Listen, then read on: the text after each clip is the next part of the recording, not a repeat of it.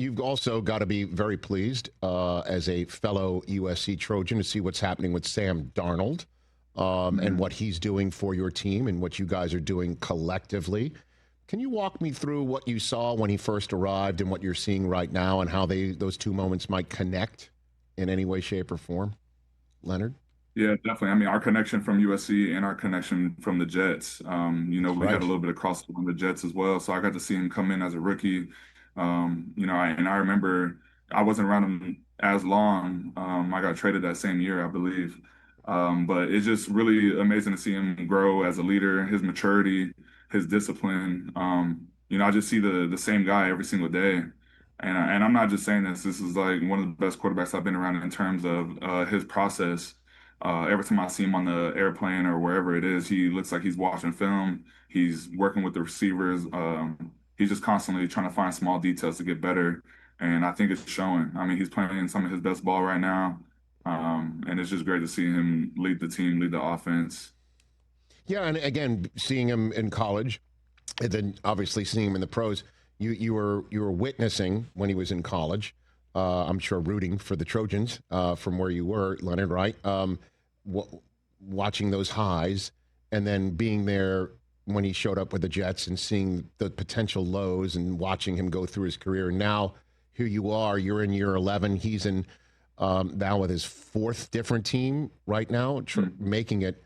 I'm wondering what you saw of his journey and what you think is his fortitude here that you can shed some light on from your personal perch. Yeah, I mean, I feel like I could shed a lot of light on it just because I feel like I've been through a similar situation in my career. Yes. I've been on, this is my third team now. I'm on year 11, and now I'm, I believe I'm playing some of my best ball now.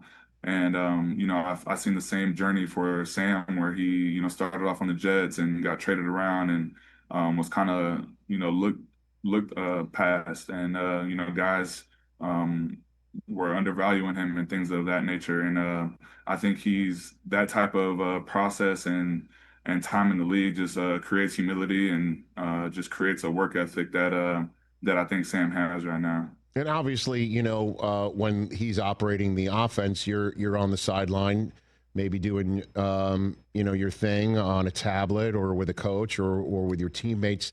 But do you sometimes stop and watch Jaxon Smith-Njigba do his thing, Leonard? Yeah, we do as a defensive line, actually, because we always talk about how there's some similarities there between a receiver and a defensive lineman in terms of the way we have to create space, get guys on off balance and things of that nature. And, just from understanding that as a defensive lineman, I think we can kind of understand when we see a great route or we see a great move that Jaxon puts on.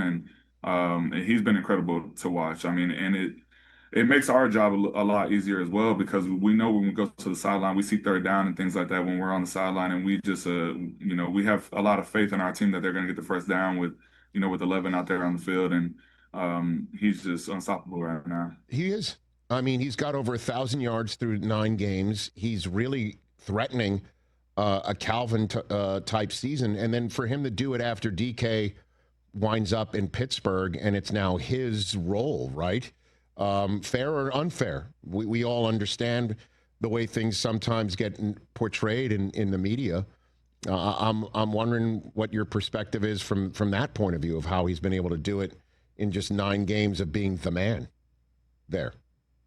Yeah, I mean, I would just say from my time here, I think I got traded here his second year in the league or his first year.